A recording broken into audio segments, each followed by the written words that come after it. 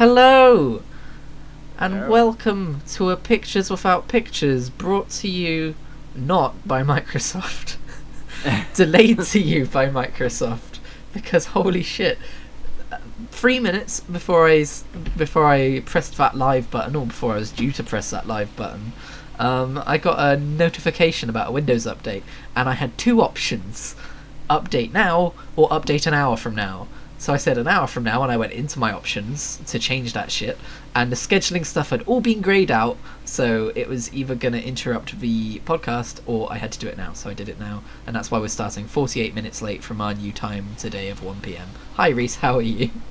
Hello, it's me. It's Reese. He's slightly less stressed out than I am, I think, because that was a very annoying 48 minutes. We are here today to talk about Inception!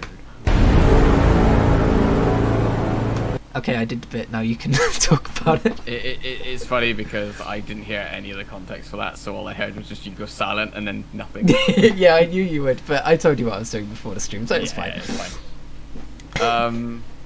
But yeah.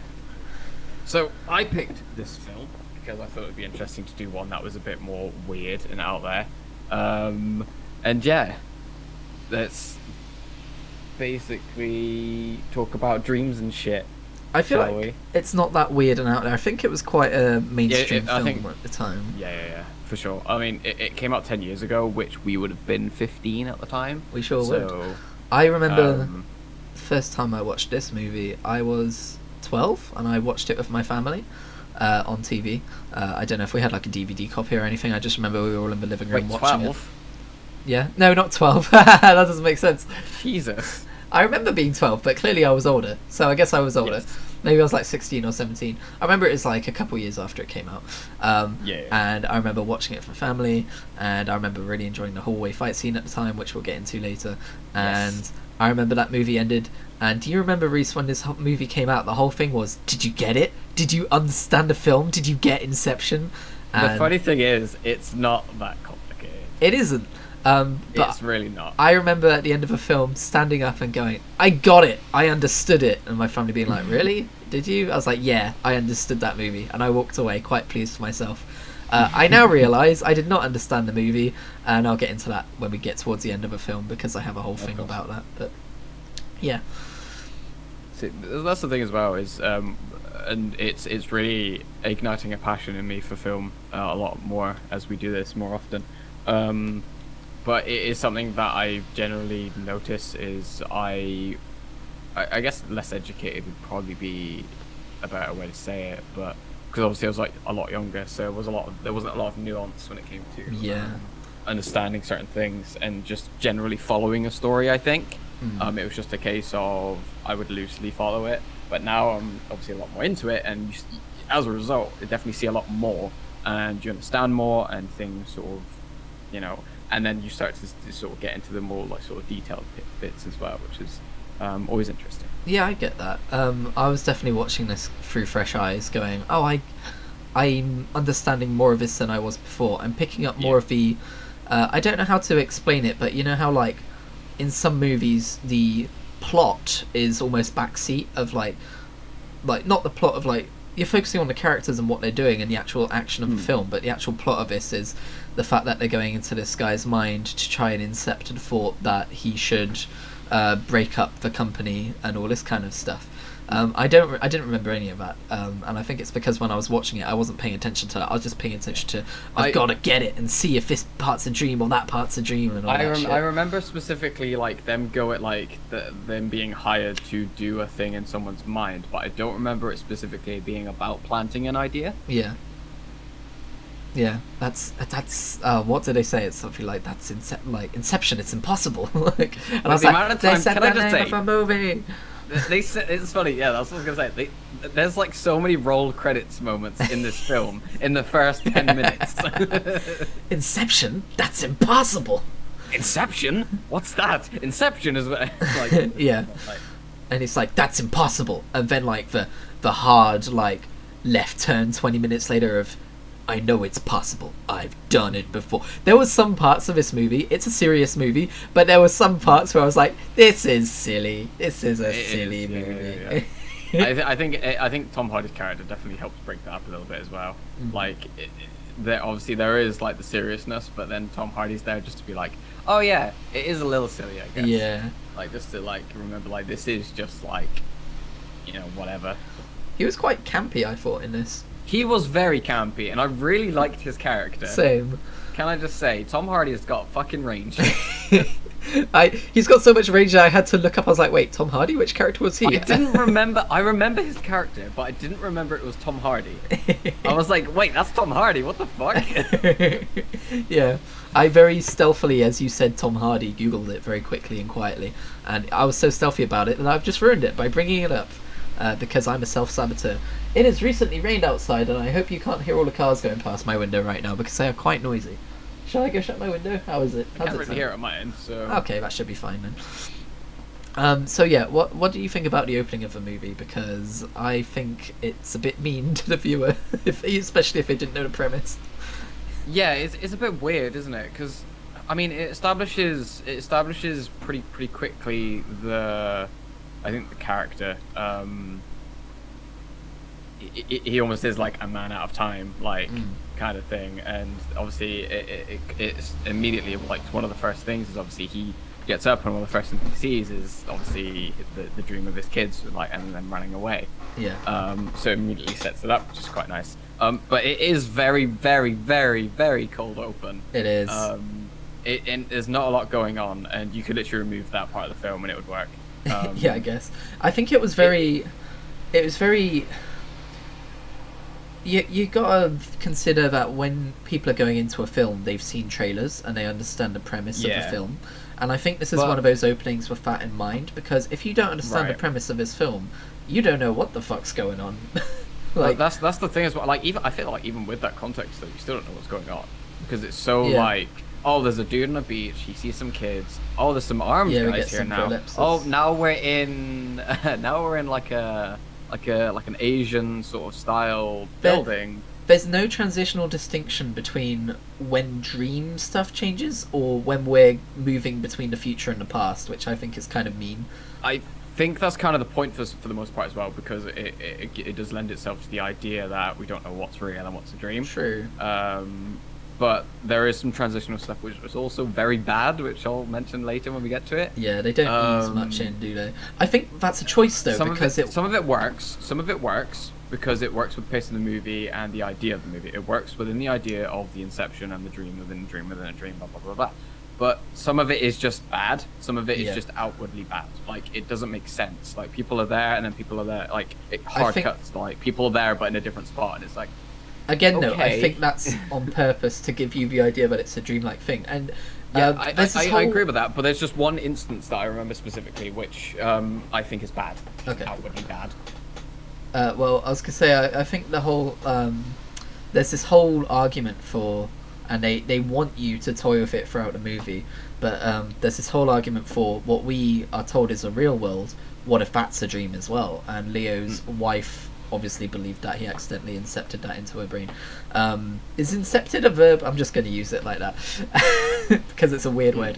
But I don't actually think it is. But I think the way it's shot and the way the shots cut between each other, like at one point he goes to Mombasa and you don't see anything about him being on a plane or anything. He's just 1 minute he's in the warehouse.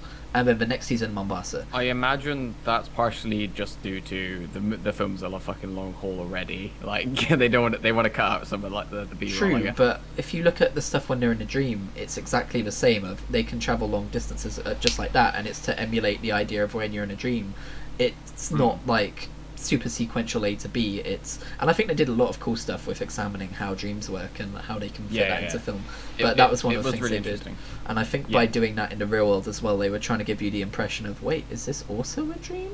It's one of those things. The way it's done as well is it takes something that is very real and very much like is cemented in reality in our world, and then changes it just enough to make it sci-fi, where it's believable. But also, there's obviously the fantastical sci-fi element of it. Yeah, it's really. It is a sci-fi movie. This is a sci-fi movie, even though it is very like doesn't seem that way. It is a sci-fi movie because of obviously the idea of invading someone's dream is obviously this whole very much science fictiony kind of deal. They mention it very briefly, don't they, about like how it's used in the wider world. Like it was originally developed Yes. for the military to Yeah. learn pain resistance and stuff under torture, Yeah. which is kind of fucked up. But there you go. But as for me, what I thought about the opening, I wrote movie opens at 1,000 miles an hour. Firstly, prolepsis or analepsis, depending, so, flash forward or flashback. Who are these people? Where are we? What's going on? Dreamlike nature of scenes not linking together probably hints at where we are. I kind of already mentioned that. Viewer probably knows the premise too, so they'll catch on. Leo's dead wife starring in a dream is a fun idea. Mind heist! For, if you had to come up with a different name for this movie, mine would be Mind Heist, even though Well, for most even of though it it's the opposite of a heist. opposite. But Yeah. it's still kind of a heist movie. Yeah, for sure. But it's one of the things that they do really well in the opening. I'd say when they're in Sato's dream, or obviously the dream within a dream, and they're what was I going to say? Shit. They allude to a lot of stuff immediately. So it is explained later on about like the time differences in dreams and stuff and all that. Like, but it's pretty much hinted at you like straight away. Like it gives you the idea because it when he's in the dream, his clock is going really slowly, and then it flashes out to the dream before that like where he sat on the chair, and then the clock like speeds up, and then it's suddenly like going normal speed. And it's like, okay, so there is a time difference thing going on here, and then it goes back again, and then where there's the explosion suddenly gets a lot slower, and then it goes back into the other dream. Yeah. This is definitely a movie for people who pay attention, and while they explain it later, they show it first. And exactly what you just said is kind of how they do it.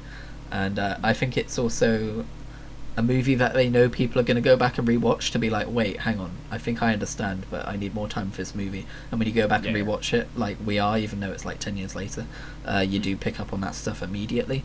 It's like, oh, okay, it all works. You have something to keep you thinking from the very start, I guess, or keep you interested, and it all works. But it sets up a lot of stuff. It sets up obviously the idea of the kick. It sets up the time differences. It sets up what happens to your sleeping body can affect what's going on in the dream. Yep. And then obviously they set up the architect stuff as well, of like it's built by a specific person. Yeah, that was really clever with a rug, where he's like, hang on a minute. Yeah. This isn't my rug. Yeah. What happened to that guy? He just got fucking taken away. We never saw him again. I think Saito says like he's like, oh, I'm not going to do anything, but the people you work for probably will. Yeah. It's almost this like, it's obviously not cyberpunk in aesthetic in any way, but it's almost this cyberpunk world of corporations having so much power and influence, and like no workers' rights and all that kind of shit.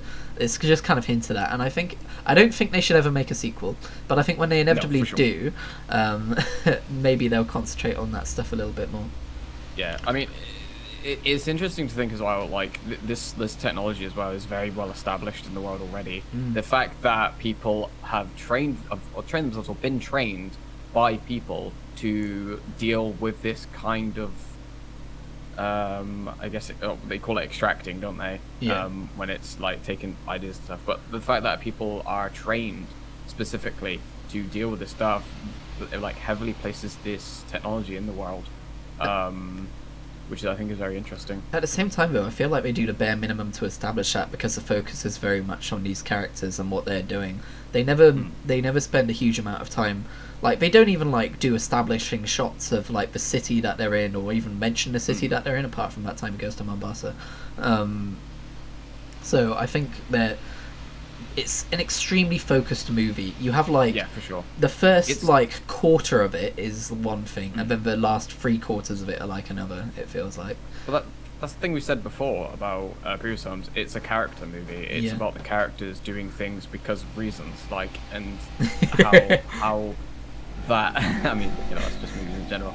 But like, a movie about characters doing things because of reasons. It's not so much about the Inception. It's about the friends we made along the way. It's about the characters, obviously their interactions with one another, and obviously you can see the relationships between each characters and stuff, and obviously you can see the tension between Ames and Arthur. Obviously they don't quite like each other. You can see obviously the wonder from Ellen Page's character, Yeah. She's got a really weird name that I can't remember. Oh, I can't And then remember it either. obviously the struggle of Cobb's character. Uh, Obviously Sato is just very interested in everything, and obviously he's a big corporate man, Mm. who has the power to obviously do everything, He but turned he's out to be weirdly kind of a invested. softie. Yeah. Yeah, he's weirdly invested, which I thought was very odd, Yeah. seeing as he is like a big like conglomerate, like he's basically a conglomerate. Some characters make more sense than others. You have a huge amount of Yeah. focus on Leonardo DiCaprio's character, but Mm. Joseph Gordon-Levitt's character, who is he? Where's he come from? What's his motivation here? He's just there. Yeah, he's just kind of there. He's there for a job? Like he's pretty basically just a hired dude to Yeah. do stuff. Like Yeah. I mean, it hints that there is a history going on between him and Leo's character, but like fuck. it's never explored. Maybe, but yeah, it's never No, that's explored. not And hinted at. obviously, like there's clearly some sort of relationship there because he knows his wife. And he Yeah. says, "Oh, she was a lovely person," and all this. So Yeah. he knows all this stuff about his life. And at the end, when they're Yet- abandoning him in the river as well, or the Yeah. lake or wherever, he's very upset. He's like, wait, no, where is he? Like you can see him like bashing on the glass, like why hasn't he woken up? Kind of thing. He is upset. He's not just like, oh, okay, I guess we're leaving. But that's So it's strange, isn't it? It's like there's a weird animosity there as well.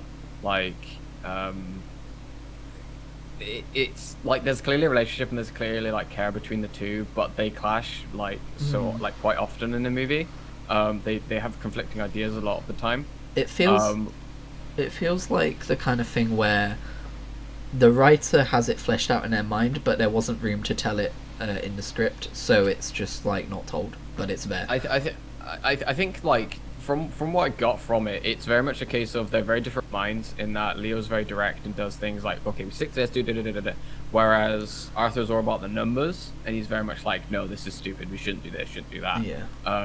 But I think the reason they've stuck together so long is because they're very good at what they do. Obviously, because Leo can't architect stuff, which obviously because of his wife and things. I imagine Arthur kind of drops in and does a lot of that stuff as well, and obviously understanding of the technology and stuff. Like, Leo doesn't seem to do too much stuff with the actual, like, the sleepy stuff. Yeah. Whereas Arthur is very much like, suitcase, rah, rah, let's go, rah, rah, rah, like, does it all. Yeah, Which he's is interesting. extremely capable. Yes. And you see that towards the end of a movie when he's the last one in that section of a dream, and he's like, shit, how do I drop you when there's no gravity? like, and then he he's very fucking figures it out. resourceful, Yeah. He's very resourceful, Very yeah. determined. But other than that, we really don't get much of a character for him other than like what his actions tell us. Yeah, for sure. Um, But that's the thing, like, all the characters are characterized by their actions and by what they do and how they react to things. And it really does paint a picture very well of each of the characters, I think. Like, separately, I mean, like, the relationships are obviously harder. yeah. You know.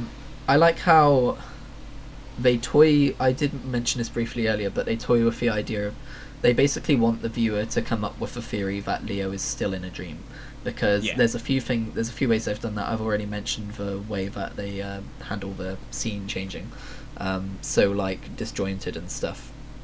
I even put conspiracy theory time. Leo is in a coma. When he's talking to Saito, Saito says, "How would you like to go home to America to your family?" And Leo says, "Nobody can fix that." And Saito says, "Ah, just like Inception." He's making Leo think that, like, wait, did some, like, not directly, but it's kind of like nodding to the viewer, like, someone could have planted this idea in Leo's mind. What if Leo is still sleeping right now? That kind of thing. And they pay that off later in the movie, I think. But Yeah. I thought that was really cleverly done. And also, if you think about it, in that moment, he does like reverse psychology Inception just by suggesting it, like, he's saying, oh, so it's just like an idea that someone's put in your mind and you can't get out of your head. And Leo's like, wait, yeah, I shouldn't be so stubborn about that kind of a thing. I think was there's lots of layers here. This movie is Many definitely an layers. ogre movie. It's got lots of yeah, layers. for sure. We should do Shrek sure, one day. for sure. Put it on the list. I think we might have already done Actually, that. yeah, it might already be on the list. Anyway. I also said I like when movies do exposition by way of natural conversation. So when Leo's talking to Michael Caine, and I'm just using the actor names here because I think that's what people recognise them as. When Leo's talking to Michael Caine and Michael Caine says, "Is it safe for you to be here?" It's immediately telling the viewer, like, oh, he's not supposed to be like in this country there's some backstory here, and obviously we get that fleshed out later, but it's I just like that line. But like it's fleshed out in that conversation. He says, "I didn't train you to steal from people's minds." Yeah. Like I didn't train no thief or whatever he says. Well, and it's like, oh, okay, so this whole thing is like he's stealing ideas from people. True, but at the same time, though, that's not why he's not allowed there. They think he made his wife. And then herself. obviously, and then it obviously expands out into obviously the they think obviously what his intentions and stuff. Yeah. But obviously the thievery stuff obviously as well, because this is a world where it's pretty well established that people can enter people's minds and steal shit. Yeah. Obviously it's pretty well established, so it probably is some sort of crime at that point. You know. Yeah. Yeah. True. Ellen Page, by the way, I forgot to mention this earlier, but I've just come off, and so have you, come off the back of watching Umbrella Academy season 2. Yeah. She's got range because she's a very different character in this. She is, yeah. Just in the way she carries she's herself. very exactly. She's very open and very like, wow, the world is so cool, and she's very direct as well. Yeah. Complete opposite to her character in Exactly. Umbrella Academy, Yeah. and that she's very reserved and very awkward. Yeah, exactly. And just like the way she walks is completely different as well. Just She's very good. She's very good. I mean, I think this is probably one of like, I want to say this is probably one of the first like huge movies she was in. Yeah. And that's the thing as well. This movie has some huge fucking actors in it, Yes, or it like does. people that went on to do huge shit. well, it's a Like, just- Nolan. Exactly, like it's got obviously Leo DiCaprio, it's got fucking Ken Watanabe, it's got fucking Tom Hardy, it's got all sorts of people. Yeah, Michael Caine. Exactly, Michael Caine's in it. I failed you, Christ. Master Bruce. I failed you. I know he takes a piss out of people doing accents of him, but how can you not? Yeah, he's got a great voice. Yeah, he really does. But yeah, when we meet Ellen Page and he gets her to do the maze test, is it me or was that a bit shit? Like he was I mean, it was. I don't know. I think it was just because it sets up the idea of what you want from an architect. yeah, but the circle maze wasn't that difficult, and it was like Right, but I mean, anything that takes a minute to. But I think it's just the idea that it's like literally thinking outside the box. I guess. I get what it was trying to do. I just thought it came across Yeah. a bit like when the It was second she very- turned over the paper and drew a circle, I went okay, a little bit. Yeah, I don't know. I thought it was a bit. Yeah. Well, I think the idea is that the square maze is more very straightforward because it's just like it's obviously there's only two axes you're going against. Yeah. Whereas obviously a circle is literally infinite axis. Yeah. So I think the idea is that it becomes a lot more complicated once it becomes a circle. Just felt a bit Um, head tap to me. Yeah, for sure. Yeah, for sure. Like it was very just me, but I understand the intent there. Yeah. I like how so you know when they're in the dreams, right? For like 90% of the movie. Yeah. Yeah, I feel like I just summed up the movie. You know when they're in the dreams, and they have. They're in the dreams. I was just gonna say I really like how the audio works, like with The audio in this film is fantastic. Holy shit. when they have the music to get them out, and you can kind of hear it playing in the dream. Yeah. But when they're deeper, it's like as we see later in the movie, when they're deeper, it's more like, oh, I thought this was just the wind, but this is the music playing from like 2 levels higher. It's like super like slowed down, so it's almost like this weird like drone. Yeah, and it's kind of how music works in dreams. I've heard it happen. Like as you're waking up, you're like, wait, what's that noise? You can't quite place it, and it's not like super clear. But as you wake up, it's like, oh, it's this music I'm hearing right now. It hasn't happened a lot to me, but like they did a lot of research on like what it's like to dream and like how things like incorporate themselves. They into definitely dreams. worked to make this like exactly like I said before about like they took a concept from like real life and twisted it into a sci-fi element, so that there's still that because I think that's what a lot of science fiction is. It's reality. It's like it's a weird, crazy out there like idea grounded in some level of reality. Yeah, true. I mean, that's why I think they did really well with the MCU stuff with like modernizing a lot of villains, specifically Spider-Man villains. I mean, the fucking obviously Vulture. Yeah. He's literally he's wearing like a giant mech suit effectively. Yeah. And then obviously Mysterio, obviously a lot more rather than mirrors. Yeah. Literal smoke and mirrors because holy shit. Yeah, especially when their base stuff is so old. It's like, for we sure. can update this in a really cool way. But that's what I mean. Like they've changed it to fit into the world more naturally. Yeah. And it works. It works fantastically. Yeah. And then it lends itself to the story and everything as well, and really makes it feel like a very real and very, very conceivable world. Like it's not very out there, and this does the same thing, and it does it very well. You just got to keep that disbelief suspended and not have any kicks, you know. Yeah, for sure, for sure. Yeah, no, the whole idea of dreams is a really cool idea. I'm surprised it hasn't been done more in sci-fi, if I'm perfectly honest. Yeah.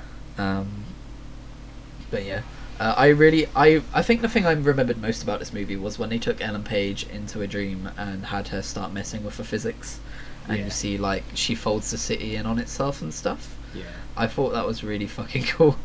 Yeah, just unabashedly awesome. That is very cool. The point that I made earlier about there being a really shit cut though is just before that. Yeah, I think I know what you mean. Yeah, when they're walking down the street. They're mid conversation and then it just cuts to another scene, and it's like in a very similar street. It's very clearly a different street. The lighting is different. Yeah. And you just stopped a conversation. Like there wasn't like a definitive end to that conversation. It just stopped. Yeah. Which I think obviously they must have cut something from that point. Yeah, it did feel wasn't a bit like very that. good lead on. It was just they were on screen and they're in a different place on the same the same markers. I also noticed at one point a little bit earlier on when they're outside the cafe and they're talking, there is a part where Leo is talking to her and they cut out some of his dialogue, and I could tell because I guess I do a lot of editing and stuff. But it's like, you know, when you see in trailers they're like, "That thing is going to crash through here," like they're like clearly cutting words together to make sentences. That actually happens in the movie in this one, and he's at the table talking to, I forget what he says, but like he's talking, and then you can, when people speak and like they're having a sentence, they have a natural cadence, like they might start high and as they're talking they kind of talk a little bit lower like this, and if you cut half of that out, even if a sentence on paper makes sense, the part you cut out and stuck together, it will still sound like they're talking like this. Like you can tell the cuts there. And that happens outside the cafe in that scene, and it kind of took me out of the movie. I was like, oh, I wonder what they cut. It's the only time I noticed it happening. I don't know if it happens very often in movies, but that was a very obvious one. But it's one of those things, like, because it's such a long movie, and a movie being 2.5 hours long back then was like a ridiculously long movie. Yeah. Obviously, unless you obviously count Lord of the Rings, but. Got to get those box office showings in there. You can't have too long of a movie, or you can't show it multiple times a day and sell it. That's literally the reason why movies are the length that they are. Yeah, but like, it's disappointing because it does kind of like it does cut out a lot of stuff. And, I think that's probably the section of the movie they cut the most, given that we've noticed it. For sure. We'll just bring Ellen up to speed really quickly instead of like gradually, because they don't need 3 hours. They need 2.5 hours, kind of thing. But I did still really like the whole thing where she's learning. Did you notice though when they went to walk from one angle to the next, when it was a 90-degree right angle, the CGI on that didn't look very good. I mean, there's not much obviously CG in this. Yeah. But yeah, like clearly like. There wasn't much budget for it. It reminded me of Han Solo stepping over Jabba's tail when they added in the new look in Jabba in the Star Wars The New Hope redo. Oh god. Where they literally just dragged the JPEG of him up and down. Obviously it wasn't that bad, but it reminded me of it. Yeah. But yeah, I mean, probably most of the budget went into fucking the actors, let's be honest. Yeah. And I mean, it was well spent. Oh, for sure, but still. Yeah. I think it was around this point when they started going into the main part of the movie, right, where they started doing the dream within a dream within a dream with the dude. That's because it's like the setup, like the heist get together, the setup of the heist. I just felt the need to establish that because I didn't take too many notes because I was too busy watching the movie. I was like, I'm really into this. Oh yeah, when they're talking about it. Okay, so when he's getting the team together before they actually set it all up, there's a conversation he has with the. Do they call him the alchemist or the chemist? The chemist. Yeah, this isn't fucking medieval. They call him the chemist. But the 3 levels of dreaming within dreaming is impossible. That conversation came off kind of silly to me. I got to admit, that was a little bit like, okay, come on. Let's get past They're going to do it, come on. Like I think it's trying to like add 3 just, levels, like nodding yeah. at him, like okay. It's just adding like a bit of like a oh, like, you know, Yeah. like just for those people. Also, the whole Mombasa scene, I haven't got any notes on it, but the I whole did like it. I thought it was interesting because it's the only time that Leo's character faces mortal danger in the real world. Although I guess, I mean, he does in the last half of the movie when you consider the what's the word, the stakes. But like, you know what I mean, like the actual physicality of getting shot in the shoulder and having to deal with that, you can't just wake up from that. That was yeah, and I thought they didn't like make him super like different, like because he's like, holy shit, like this is really scary, I'm in the real world. It was just it was just a chase scene they wanted to do, I think, but it was okay. It served its purpose. Yeah, it was good.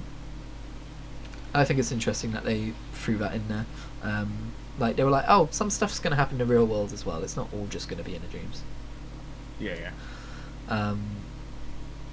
And it was around this time as well when he goes back and he's talking to Ellen Page because she invades his dreams. Dude, what the fuck? Not cool. Don't do that to me, Wow, please, that's Ellen so Page. not cool. Wow. Oh my god.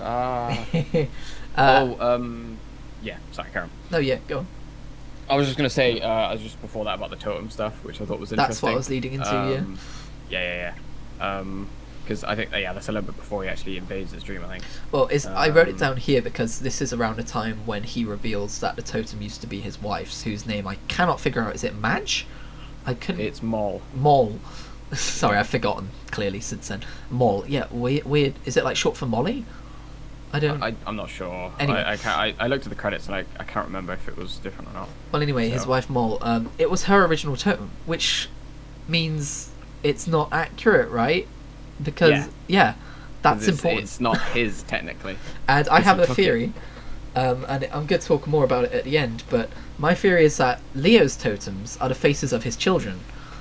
Yeah. And that's because throughout the movie, obviously, whenever he's in a dream area, he doesn't want to look at them because, and it's kind of a two-pronged thing. A, they're his totem, and B, he has this whole thing about how he's not going to remember his wife properly, and I don't think he wants to see his kids' faces half remembered because he hasn't seen them in a while. So that's why he keeps avoiding looking at them. I think it's probably just a level of guilt as well. Like, I feel like he's not that as well where he deserves it as well. But I'll get more into that later. Yeah. But yeah, the totem idea was interesting. Like, what was it?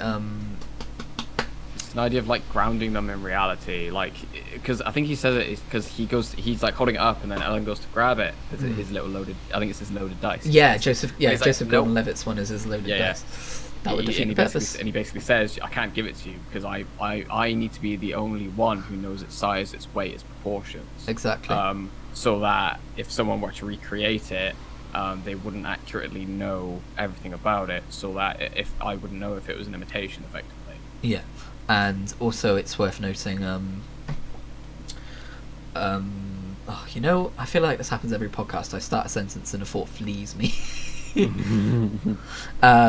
Oh yeah, that's what I was going to say. It's also worth noting that we never actually see him use a dice because this movie isn't about him. We don't see his personal moments. We don't see him stop and check.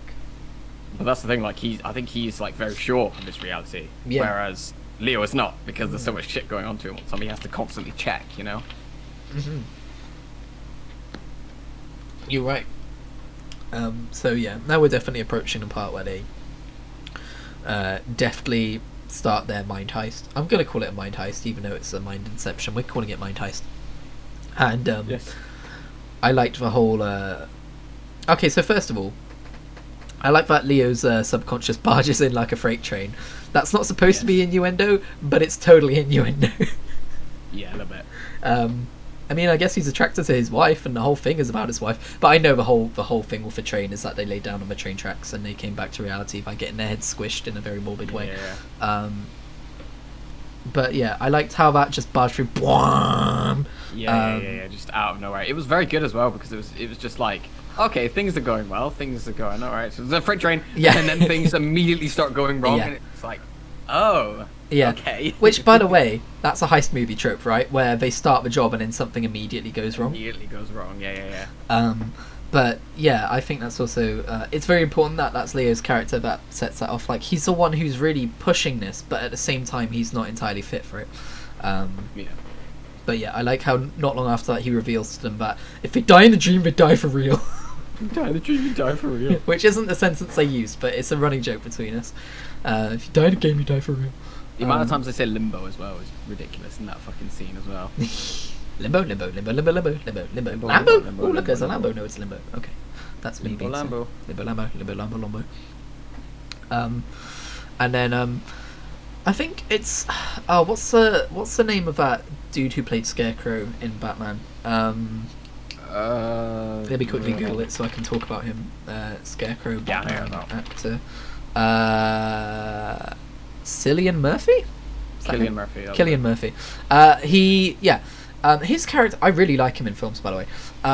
He's very good. He's in Peaky Blinders as well, and apparently he's really good in that. Oh, cool. I thought he had some good characterization in this. We don't see it until we're actually with him, which is interesting. It's like he definitely gives off like a I don't care like for a while, and then obviously once the Inception starts working, it's like obviously he starts going on. He's actually got some really good emotion to him. Yeah, it's really good character. Is really like he puts some really good like emotion and character into the role. Exactly. Makes him very believable, and like he has a basic understanding of it as well. Yeah. It's also I've seen immediately. He's like, I mean, I could just kill myself, right? Yeah. No.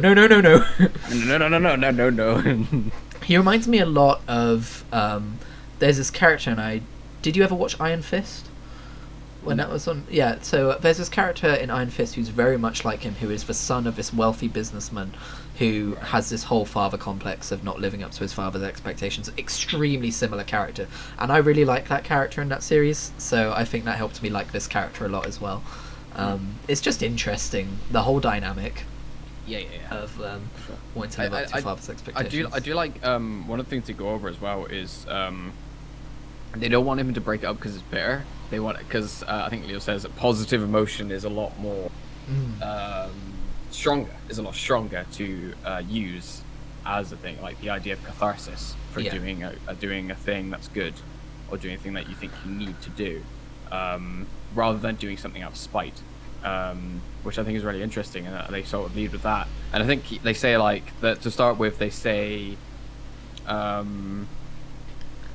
oh, you're not like your dad, and then it's like you build something for yourself, and then my dad doesn't want me to be him. The whole thing was exceptionally cleverly handled. Yeah, for sure. I can't imagine like the brain it takes to write something like that, and then like to keep on top of it amongst everything else that's happening. Yeah, I think it's like I've always likened the fact that movies are closer to poetry than they are to novels, in that it's this allotted, or it's not. Poetries aren't like poetry isn't allotted time, but it's like shorter form. But it's with poem, it's a structure, isn't it? Yeah, like, there's a specific structure you have to follow. It's this shorter form, highly structured, highly dense thing where you can read more into it than like. Whereas a novel is like 200, 300, 400 pages of stuff. A poem can tell like just as much in such a shorter amount of time, and have you looking at it at so many different angles and perspectives. And I think movies are a lot more like that, especially movies made by these people like Christopher Nolan, and I think this is one of those things. I lost the start of this thread, but that's how I got that. This is where I got to from that thread. It's just like there's so many like. You're always thinking about what's happening on these different levels as the movie goes on, and it's rewarding how it pays off a lot of the time as well. Like when the van's flipping over and you see Joseph Gordon-Levitt like doing that really fucking cool hallway fight scene, because obviously the gravity's shifting in there. But the other dudes, they're not like in the next layer of the dream. They're not having gravity flip all around because they're kind of suspended midair. They're not feeling gravity flip all around, and that's what's important to making the gravity flip all around. Like it's so much to think about, and it's just like so well done, especially with all the timing and everything. And I'm rambling at this point. I just really like this movie. Yes, it's a good movie. Save me from my rambling. So where does that leave us now then? I kind of fast forwarded a bit, but we're kind of just getting into it where he's been kidnapped. It's funny because the like one of the main things I actually remember was the fucking Ames joke when like they're about to leave the sort of hangar-y sort of area, and I guess it's like more like just a dilapidated sort of like workshop or something. But then like obviously Arthur's like shooting at them from the thing, and he's like, and then Ames sort of wanders over and just goes, "Don't be afraid to dream a little bigger," and then just shoots a fucking grenade launcher at him. Yeah. I remember that part so well. So it's like, all right. Yeah, it's just like we're in a dream, Such a dude. You dumb can little monologue. fucking do what you like. But yeah, and it is very interesting because because the amount of shit that goes wrong as well, especially like on that first level. Yeah, it very much feels like they're doing everything by the skin of their teeth. Yeah. Which is really interesting, especially if like first time watching as well. Like it is constant like tension going on. Yeah. Because of how much shit's going on. And they frequently cut back as well and make sure that you're reminded. Yeah. It's not just, okay, we're done with this layer, now we're going to focus entirely on this layer. It's no, everything's important. It's all happening at the same time. Just at different speeds. I thought that was great. Yeah. When Scarecrow dude, I've already forgotten his name, when Cillian Murphy's character says that he spoke to his dad and the only words he heard was disappointed, and then they flip that at the end where it's like, oh no, I was disappointed that you were trying too hard to be me. That's interesting, right? Because it's like that came from inside his own mind. So do you think that was true, or do you think that was a lie? Do you think like he knew deep down that his dad didn't want him to be like him, or is that a convenient lie that was placed with the Inception?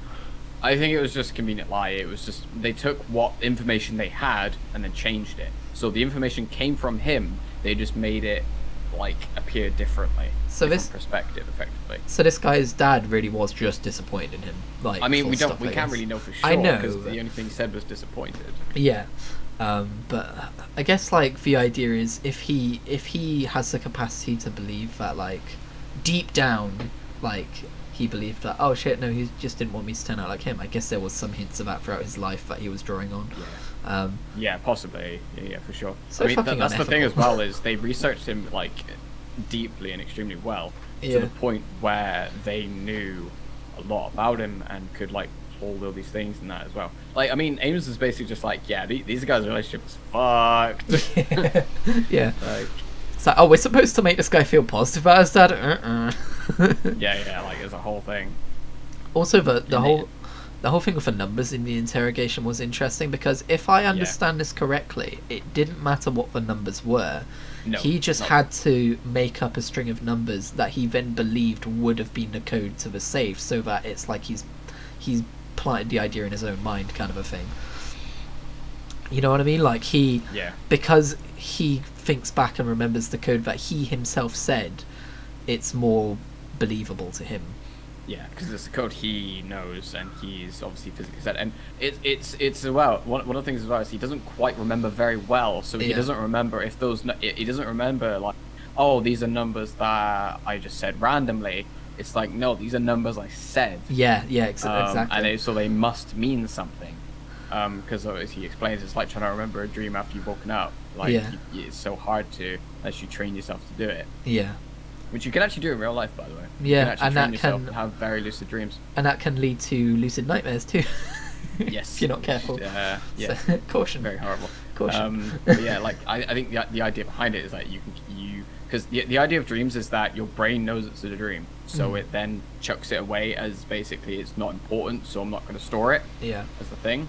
Unless it's like some sort of very traumatic or something, something tied to you directly by like a memory or something, I imagine. Yeah. You can get those dreams that stick around for quite a bit longer. But you can basically train yourself if you write down the information when you wake up. You can train your mind to believe that it is important, and so you retain the information. I've been tempted to try that a few times. I have done it. It's very interesting. It's very interesting. I might, like, this movie had me thinking about that as well. I might just start doing that, like, actually make it a proper thing. Especially with all of the writing projects I have going on about, like, I've already told you about it, I think, about how they're basically memoirs. I don't like calling them memoirs because it makes me sound like an old man, but I'm basically writing monthly memoirs. And I feel like dreams could tie in interestingly to that in some way. Yeah. But yeah, I like how they're so, like, efficient. Like, the second he's out, like, they put a hood over him and then, like, they drug him, and then the second he's out, it's like, okay, he's out, and, like, they start doing all this other stuff, like, and they don't have to pretend anymore, and it's very, very well done. It gives you the idea that all of these people are just so fucking professional, and so well trained and all this kind of shit. Yeah, for sure. So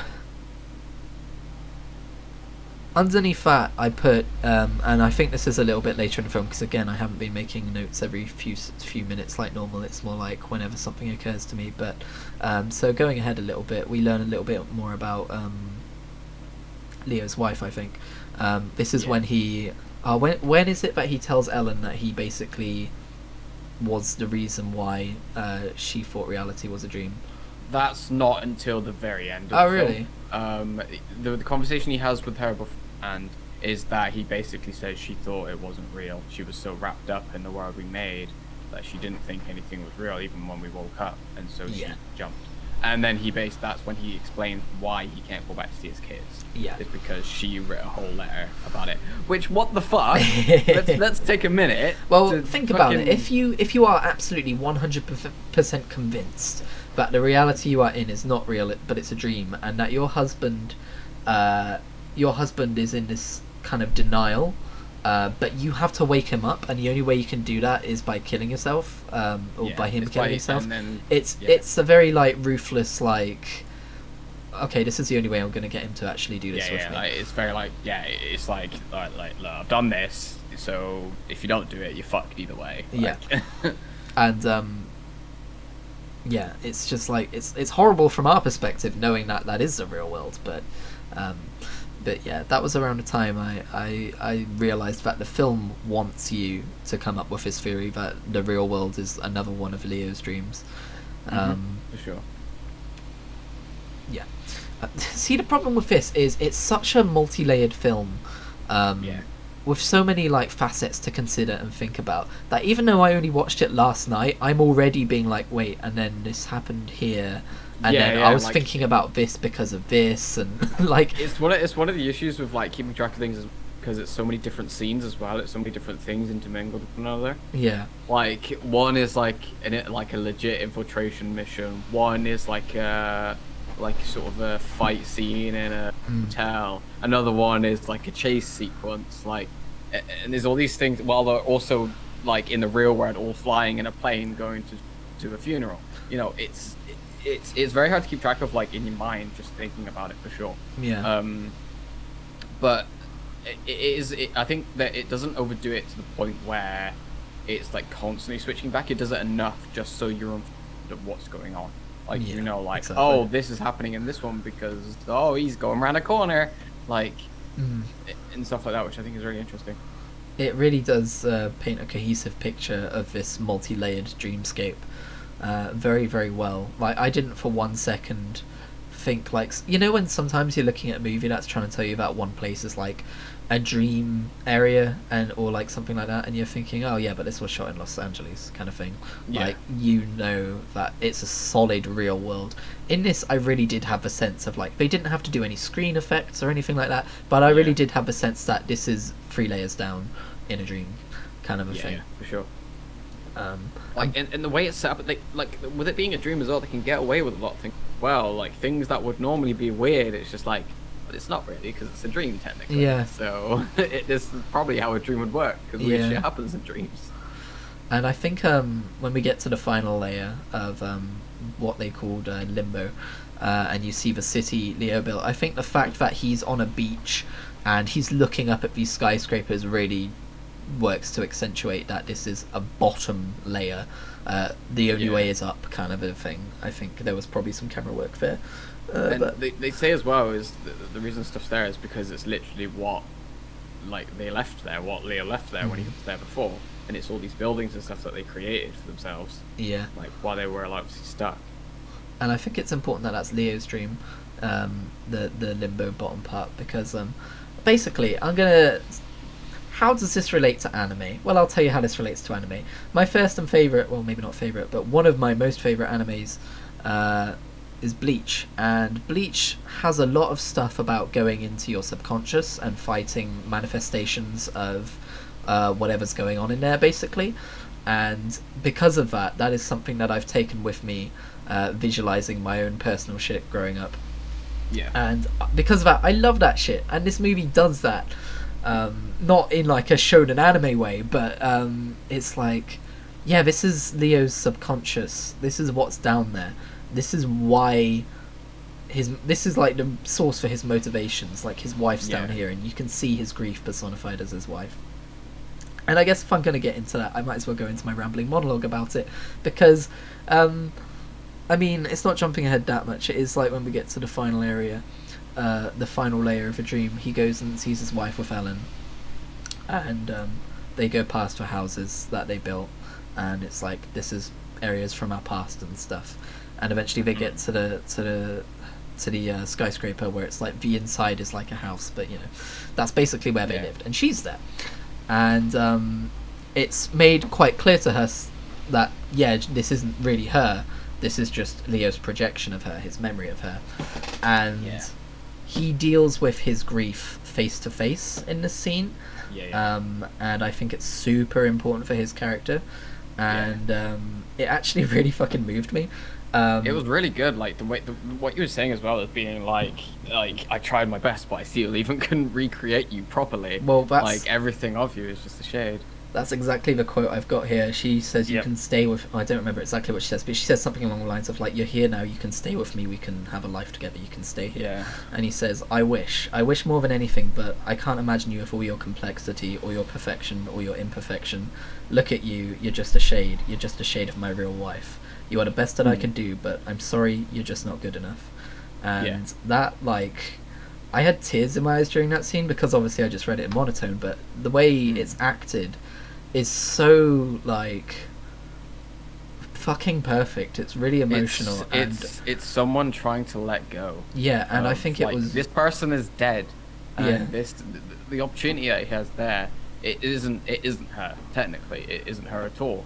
But he has the time to literally stand in front of her and be like, or I guess sit in front of her, and say, like, okay, I'm moving on now, like, I'm getting on with it. And like the way he says, like, I wish more than anything, like, you can really feel it. And I think there's no doubt in my mind this was written by someone who's experienced grief on that level. And for sure, like, that's one of the things is with stuff like that as well, you only really understand it if you've experienced it. It's the same with like just more shitty things as well, like depression and obviously all that stuff. It is one of those things that you don't understand it unless you feel it. And it was so genuine, like, you could feel like something and it was done so well. I didn't expect to feel things when I watched this movie. I was like, oh, it's the fun dreams movie, but I walked away from that like deeply moved. There's also a little bit later on, because sadly that gets interrupted her for going, well then have this, and she like fucking stabs him or some shit. You're like, oh right, this is a dumb action movie in some places. But then later on as well, I didn't write it down, but he's basically saying to her, it's like, no, you don't remember. Like, she's saying we can grow old together. He's saying, no, you don't remember. We did grow old together. We had our time. And you see the same flashbacks from earlier, but this time they're old, because obviously when you're remembering, you're not remembering like yourself as you actually were. But like, it shows how they actually were. When they were lying down on the railway tracks, they were old. And God, it's just such a beautiful scene. And when I was like 16 or 17, and I jumped up from watching it with my family and said, I understood that movie. I understand whether the end of this is a dream or not. I didn't understand. And really, I think the whole point of the totem spinning at the very end of the movie, that final shot, is that it doesn't matter. It's the totems are the faces of his children. As soon as he sees them, he knows he's in the real world. It doesn't matter if he even is or not. He just knows he's in the real world. Because that's something that's played off so often in the movie as well. There for the entire movie, it's like them always running away, and obviously that does get explained at one point during the movie where he's like, it's like his biggest regret, and he, like, all the thing he's got, like, literally like almost like a building full of regrets. And that's his biggest regret, is not calling them out to turn around at that moment. Yeah, exactly. He was panicking about everything, because obviously this was shortly after when he found out his wife had basically said that he was threatening her. Yeah, and the whole point of a spinning totem shot at the end of a movie is for audiences to go, whoa, wait, is this a dream or is this not a dream? Are they going to do an Inception too? But that's not the point. This movie isn't about dreams and reality. It's about grief. This entire movie is about grief, and it's in Leo's character, but it's also in Killian's character. Yeah. The way he deals with his dad and stuff, whether that thought was incepted or not, like the whole "no, I'm disappointed that you tried too hard to be me." He's moving on from his father's death one way or another. He's dealing with his grief, and it's just such a beautiful fucking movie. One of the parts I think is fantastic as well is when they wake up on the plane eventually, and Sato's there, and he's so fucking out of it. He's like, what the fuck? Like, because he's literally been he's been in limbo for so long, for like 40 years at least, right? Going by his age. Yeah. Like he's been there for so long. Yeah. And he's suddenly back in his own body. He's completely like, what the fuck? I mean, I'd be interested to see how his reaction, like, or how he was followed up. But like, I love Ken Watanabe's acting there as well, because he's like, what the fuck? And he's like looking around, and he looks at him, and there's almost like a silent thank you there. And then he remembers the deal, and he immediately grabs the phone, like, exactly. Immediately. Yeah. It's like, this dude just fucking saved my life. I'm gonna just, immediately just get this done. Part of me thought, wait, how does he remember the phone number off the top of his head? But that's a small nitpick. I've got to have one every episode. But no, that scene in the plane where they're all waking up and stuff is really, really, like, sweet. And, like, the way Leo looks as well as he's waking up, kind of like, holy shit, like, he's like, holy shit, I'm back. Yeah, he's not just back, and he's not just going back to his family, but like he's overcome this like major sticking point in his character. Like you see it throughout most of the movie, the way he acts, the way he's absolutely crippled by his grief, and like the fact that he had that conversation with that subconscious version of his dead wife was super important. And I think it's I feel like someone should have just told him to go to therapy. But obviously, I know that's not the plot of a movie. But I feel like it's a big selling point. Interesting addition to that, though. Does turn around and say that she was claimed sane by 3 different she got herself therapists, claimed so sane. it could literally just be a case of he doesn't think it'll work. I guess, yeah. I guess. Like, it could just be a very subtle, like, it didn't work for my wife, so why is it going to work for me? Like, yeah, true. I was just making a joke, really. I don't think it really had a message about therapy, but no, it's just and I feel like I've jumped to conclusions, and we're not even an hour into the podcast. But like, this is the main thing I wanted to talk about with this film, was the whole grief aspect of the film. Because when I remembered this film, I was just like, oh yeah, it's the film where they go in about dreams and stuff. I didn't remember anything about the grief. It was just a mild character thing for me. But no, that's the whole movie. That's the point of the movie. Yeah. And you could like spin it off of other characters as well. The fact that we don't see much about I always forget his fucking name, Joseph Gordon-Levitt's character, is because at least as far as we know, he doesn't have grief to deal with. He isn't going for any of that. He's like, it's not about him. He is there to move things along. And at one point they mentioned that Ellen Page, her character, hasn't experienced death or even life. Like, I think they even hint that she's a virgin or something. At some point in the movie, and I think it's Leo's dead wife. The projection of her said something about that. Yeah, she says, "How could you understand? You've never." She's like, "Oh, you don't understand the feelings and stuff." Yeah, and I think it's just like in and out. Like, it got to that point in the movie, and I realised it was about grief. And I looked back at the entirety of the movie, and I went, "Oh, it's all about grief. All of it, like metaphorically." Oh, in so all of many it's places. about grief. Yeah. Always was. Nah, fuck's sake. But yeah, I think it's a beautiful movie for that, and I don't really know what else to say, because I was so excited to get to that point. So we can go back earlier in the movie if there's anything else you wanted to talk about there, but that was my main point. I mean, yeah, I think you pretty much nailed it there. It is very much like wrapped up in that grief, and obviously the more obvious grief that Leo is dealing with, and dealing with it very poorly, and then obviously Killian's character, and which I think is interesting the way they do it as well, because it's because I think Ellen Page says at one point where she's just like, so you're going to destroy his one good relationship? It's like, yes, and hopefully to restore another one, like, and they make a whole point of that. It's to do what we need to do. They don't rest too long on the ethics, do they? Because it's super unethical what they're doing. Oh yeah, for sure. But I think these are people that have done this shit so often that the ethics are kind of gone. I mean, Leo was obviously, his motivation goes far beyond that as well. Yeah, it's like he's at the start of the movie, especially. He's very much portrayed as this just one last job kind of a guy. I've just got one last job, and then I can. That's something that's said as well. It's very much a line almost. No one really reacts to it, but the chemist, he's there. Is like, oh, what did he do? Like Arthur literally says, oh, what did he do? Offer you half his share? And he's like, no, he offered me all of it. Yeah. It's like, Like, he literally doesn't. That's not care why he's about, there. Yeah. Not why he's there. And when Which I they think is fail, fantastic. well, like when they initially fail as well, and he's like, Leo's apologising to everyone because it was his Yeah. fault. It's like, we're not the ones who aren't going to see our families again, kind of a thing. Like, Yeah. we're good. Like, this is Yeah. this is your thing. Yeah, exactly. But I also said to you yesterday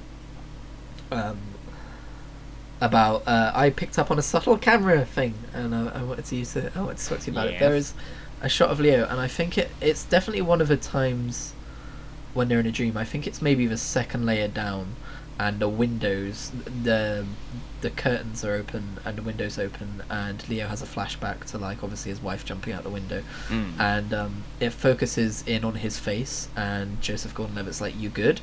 And he's like, "Yeah, I'm good," but the camera ever so subtly tilts, and it really like simulates nausea and like the fact that Cheeky he's little not good. Dutch angle, that. Yeah, cheeky little one. I wrote that down. I was like, "Oh, Reese's." Yeah, I'm it's gonna, not I've a got full Dutch camera angle, shot.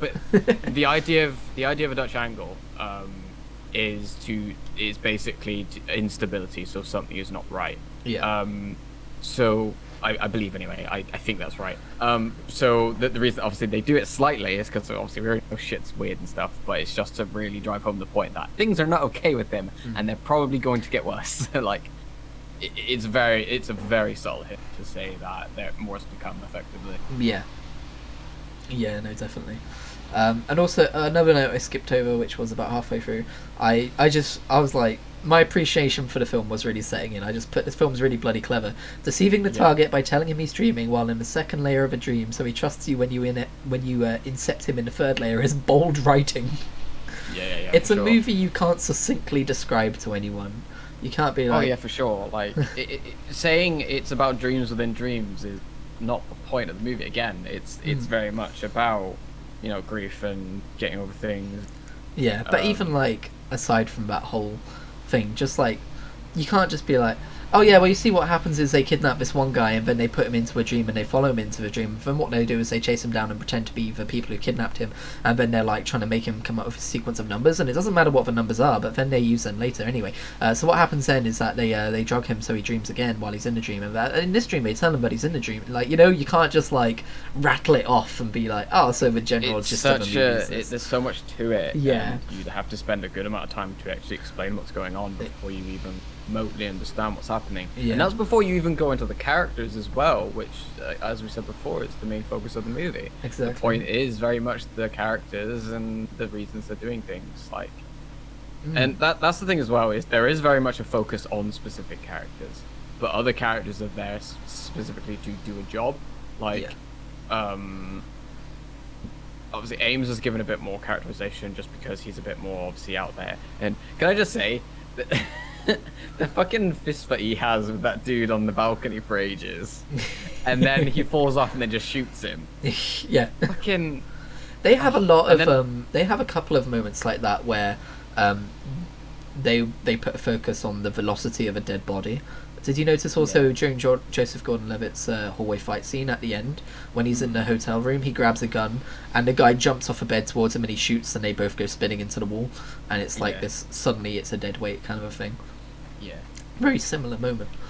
That's one thing about that whole. One of the things I love as well. I've gone to a point now where I understand movies where I'm like, oh, so they probably just did this like this, which obviously probably would normally take someone out of the movie. Not for me. I'm just like very interested in the process as well. So I'm just like, oh, I guess this is how they did this. I'm not entirely sure how they did the hallway scene. Yeah. I think I might know how, but there's a lot of like. I think I've factors that could have seen affected it. some behind the scenes 'Cause footage of there was a lot of wires involved, if I remember right. Yeah, because to simulate anti-gravity, what a lot of people do is they'll set up a scene in a plane, and then they'll just make the plane do a nosedive. Yeah. And then you have a they'll certain just do amount of that. time. Yeah. They have a certain amount of time where there is no gravity because you're just in freefall. Yeah. And so obviously then you have a scene that built around it, and then obviously you do the scene. But Do they the really scene goes do on that for like movies? They do that. They do that. It's not a lot of time you have. I think it's around a minute. I think. Yeah, and then like usually people throw up at the end of it. That's what I've heard. It's like the Well, I mean, vomit comet or something. it's effectively a skydive. Obviously, you probably Yeah. train your body to do it, but it's effectively a skydive. Just you're in a contained thing. Yeah. I can't believe that's. I think at that point I'd just be like, just CGI me. But again, I think it's difficult to CGI like people doing movements at different angles, as we saw. But I honestly think it probably was a wires thing. Like, I mean, when the building was spinning, that was obviously probably just set up to be a slow turning thing, you know? Yeah. Like, it was set up to slowly turn, and then obviously they were just like, here are Yeah. your directions, so you know when it's turning and all that stuff. So then the actors just went ham, which is super fucking cool. Also, Infinite Staircase thing was cool as well. But I think just Paradox. Yeah. yeah, paradox. And yeah, like I just think it was fantastically done, and like just how painstakingly slow it all was moving around when it was like no gravity there. It looks like they built a roll cage, so I'm guessing. I'm looking at a the roll video cage now. would have been definitely for like the part where it was spinning. Yeah. But like for the anti-gravity thing, it was probably just wires. Isn't it? But it looks so good and it was done so well. I think the entire. Yeah. I think my favorite bit though was when the car hits the van hits the guardrail and then he just goes "Whoa," and just flies. Yeah. It was such a cool moment, and then obviously the avalanche happened. The other one, Yeah. such a cool moment. Yeah. Fucking love it. 'Cause then they were just like, oh shit. But yeah, one last thing I will say though, I think I mentioned it earlier, sound design, fantastic. Like you feel the weight of everything, and the guns sound too loud, which I think is good. Yeah. They're very harsh and very loud, and like explosively so. Speak. And yeah, it's just everything is very and the music is very good as. Oh my god, Hans Zimmer. Yes. The score is fantastic. The score. Was it Hans Zimmer? Was it? Yeah. Oh shit! Okay, yeah, no wonder. I sent Reese a screenshot last night of Spotify of Hans Zimmer "Time," which is the song played at the end of a movie where they're all waking up on the plane. I believe has 134 million plays. Yeah, it's a great song because it perfectly encapsulates what's happening, and it's like oh shit, we did it. It's very much like a we fucking did it, like celebratory thing, and like just the music everywhere is fantastic as well. Like the music that's playing when everything's like super tense and like it's like oh, are they gonna make it, like, and all that stuff. And the music reminds me a lot of music that's used in the BBC series Sherlock, and I think what happened there is inspiration was taken quite heavily for Sherlock because that came out later. Yes. But the lady, it might just be because I also heard that soundtrack like earlier in the day, but the soundtrack for the woman, for Irene Adler's character, is super similar to some of the themes used in Inception. And I think she's even played by the same actor as the one who plays Leo's wife in this. I might be wrong. Yeah. Never mind, doesn't matter. Inception cast, that's what I'll Google. Inception cast. Where is she? Marion. Oh, I might be wrong actually. Marion Cotillard, Sherlock. Am I wrong? I think I'm wrong. Yeah, I'm wrong. Never mind. She looks similar. Fair enough. But yeah, I was just gonna say, I do like the idea of the way they describe the implanting of a dream or of an idea, and then obviously it like growing into this whole thing. Like the twist of the movie being obviously that he implanted is like, oh yeah, this isn't real, and like planted that in her mind, and then so she doesn't think the real world is real either. Yeah. Like how it like grows so crazily like out there that she doesn't understand it anymore because she doesn't have her totem. Especially because doesn't use her totem. Imagine if you were trapped in a dream for 50 years. Like, sure, your perspective on what's real would become warped. But then the idea in your head that's already been planted there, that is just there and just constantly agging at you like, this isn't real. I don't think this is real. Yeah. And the fact that she like because she throws her totem down, doesn't he? And obviously he walks in and picks it up, and then finds she's like obviously out on the windowsill. Yeah. God, dreams are so weird, dude. I actually had a dream a couple nights ago, where I frequently dream about my primary school. Don't know why. Have an idea why, but that's probably a bit personal. And I basically a couple nights ago I had a dream where I was visiting there with my sister. We were both adults as we are now, but we were just visiting for some reason. And I said to her, it's so weird to see this school. I almost said the name of it out loud. It's so weird to see this school in person again after I dream about it so often. I'm actually finally like here in person, and then I woke up and I was like, God damn it, that was another fucking dream. So I don't blame her for having trouble distinguishing between what's real or what's not, because that's actually kind of accurate to the way real dreams work sometimes. You only know reality when you're actually in it, but in a dream you can still think it's reality, but you don't have that like knowing of like for certain. It's so fucked up and impossible to describe, but I'm pretty sure everyone knows what I mean. It's just that it's crazy how your mind works, isn't it? Like the fact that it can build this, and one of the things that's mentioned as well is, which I think is fantastic in this, it's like you never really know where you start in the dream, do you? You just start, Exactly, you're just in the dream, like it's going and you're in it, like, and trying to remember where like it started is one of the best ways to understand that you're dreaming. Because you don't remember how you got there. Exactly. And because they're immediately like, because that's obviously they tell him like they're in a dream. He's like, I mean, do you remember how you got here? And he was like, so.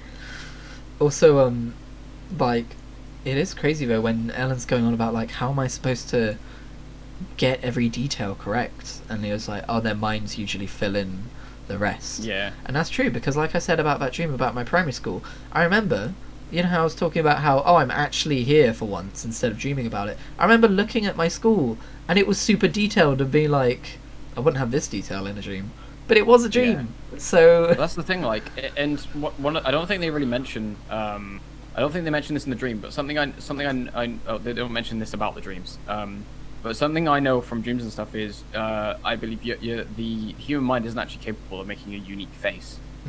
It pulls from your subconscious of people you've seen in the past. So everyone you interact with, if you remember a dream, you interact with someone that you don't recognize, you've probably seen them in real life.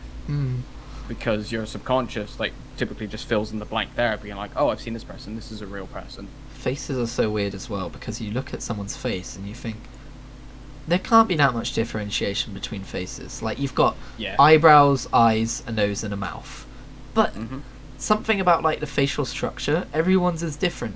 It's so fucky. It's crazy how that works, isn't it? And like we recognize them.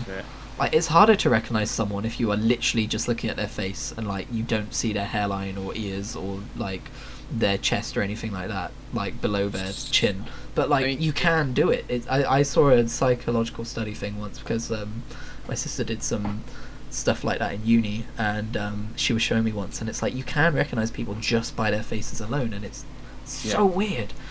It's really interesting. And one of the things I think is really interesting as well about your because of mirrors and stuff, if you saw like your face like out in the world, apparently it takes a tad bit longer to recognize it your face than rather if it was mirrored.